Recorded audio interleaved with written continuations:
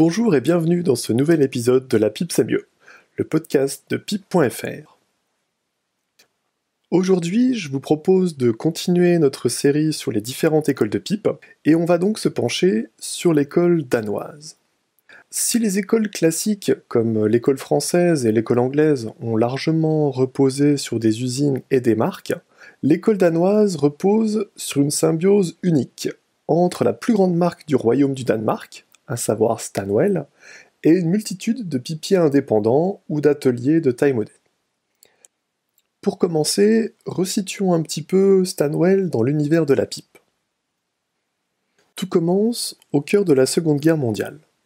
Donc un certain Paul Nielsen, qui dirige Kiringe, une entreprise qui fabrique des articles en bois, se décide à fabriquer des pipes en hêtre. Il y a deux raisons derrière cette décision. Tout d'abord, le premier fournisseur de pipes du Danemark, l'Angleterre, est situé en dehors de la zone occupée par l'Allemagne. Donc tout commerce entre les deux pays est donc impossible. Et en parallèle, les pays qui sont producteurs de bruyère sont eux aussi hors de portée des industriels danois. C'est pour ça que les artisans pipiers de la zone occupée sont obligés de faire avec des essences de bois locales, tout comme les pipiers de Saint-Claude ont dû faire avec le buis et le hêtre. Alors quand Nielsen se tourne vers la bruyère après la Deuxième Guerre mondiale, il se retrouve en confrontation directe avec les marques anglaises qui jouissent d'une excellente image. Donc la concurrence est très féroce.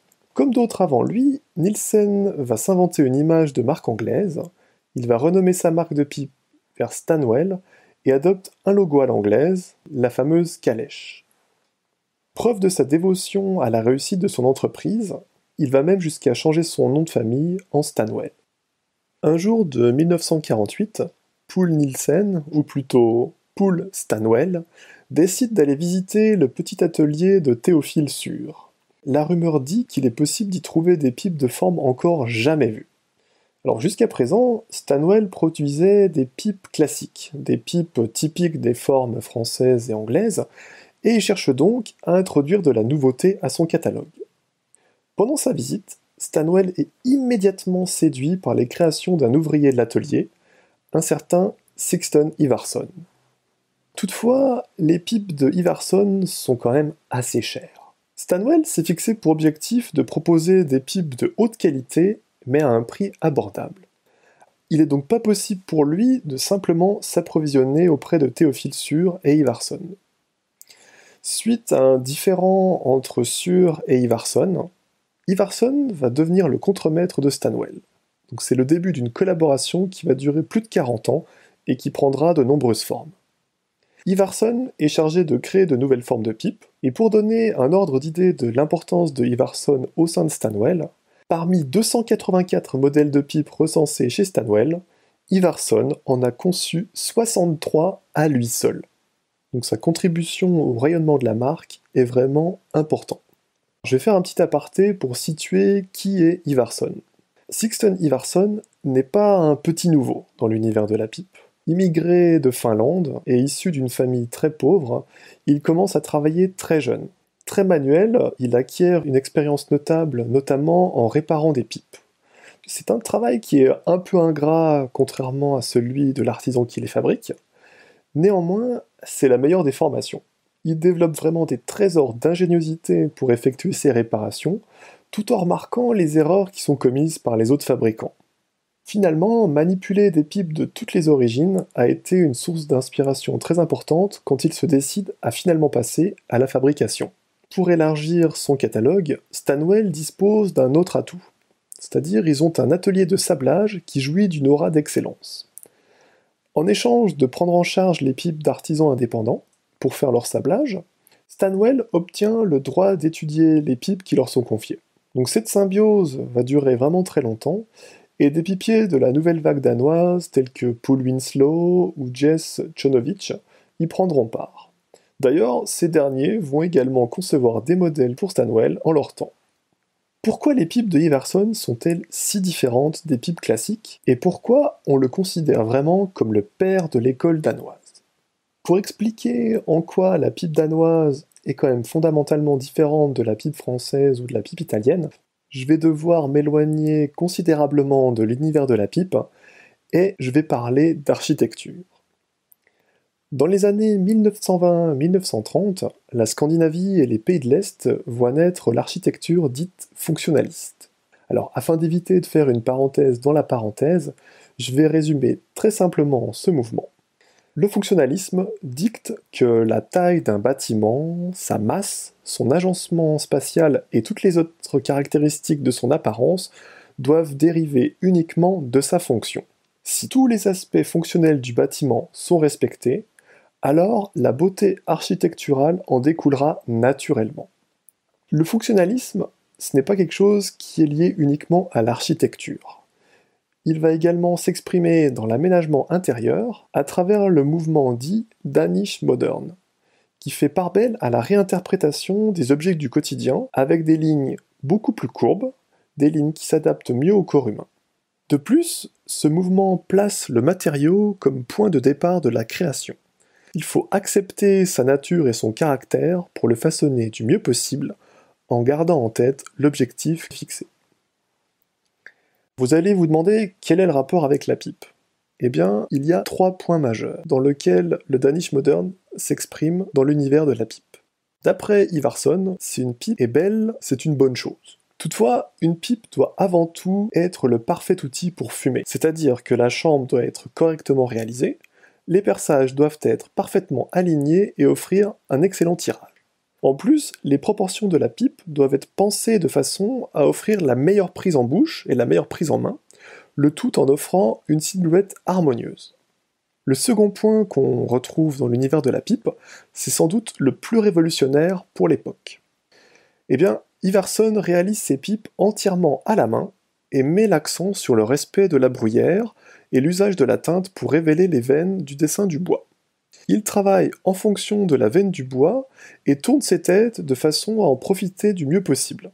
Cela lui permet aussi de changer de forme en cours de route s'il tombe sur des défauts trop importants. Bien sûr, il accepte quand même de conserver les défauts mineurs du bois s'ils sont vraiment inévitables, et n'essayera pas nécessairement de les masquer au risque de nuire à la bonne harmonie de la pipe. De façon à mieux comprendre l'influence concrète de Ivarsson sur la pipe, je vais vous donner quelques anecdotes qui me semblent être vraiment très révélatrices. À la fin des années 50, Ivarsson tourne une splendide pipe issue d'un bloc de plateau.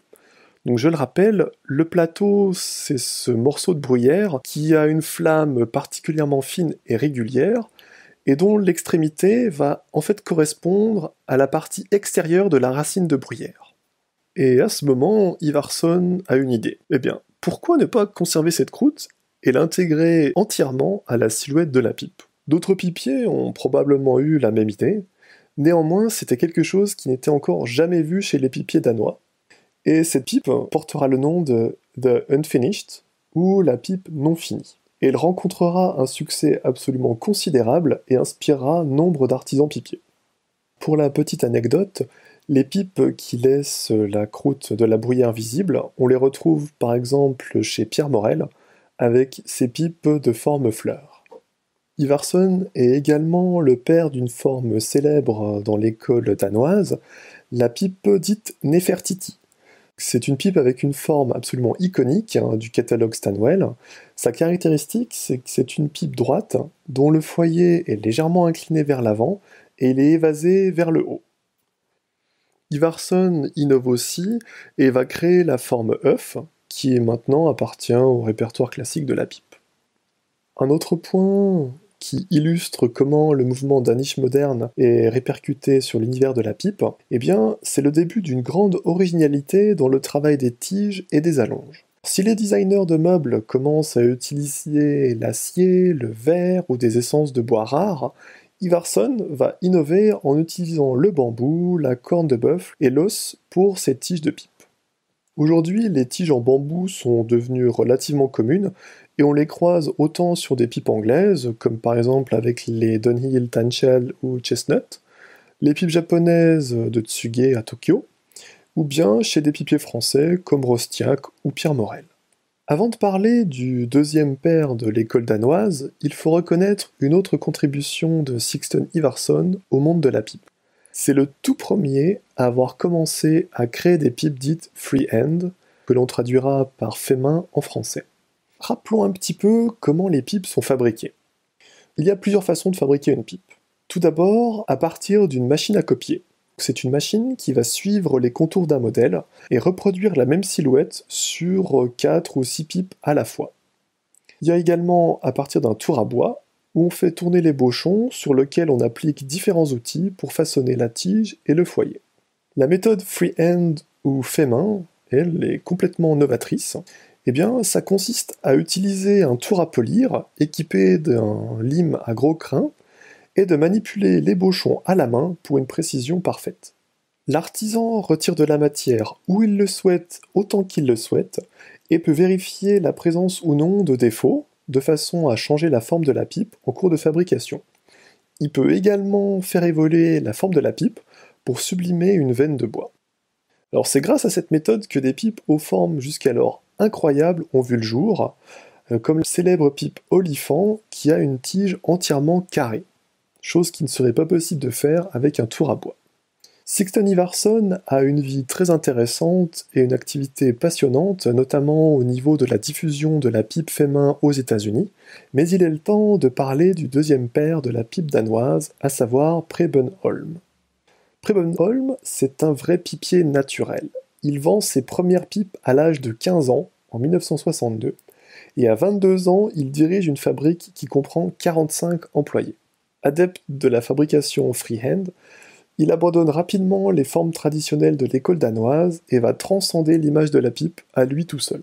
Rempli d'une créativité folle, il va combiner les surfaces lisses et les surfaces sablées ou rustiquées à une époque où les pipes sont soit d'une finition, soit de l'autre.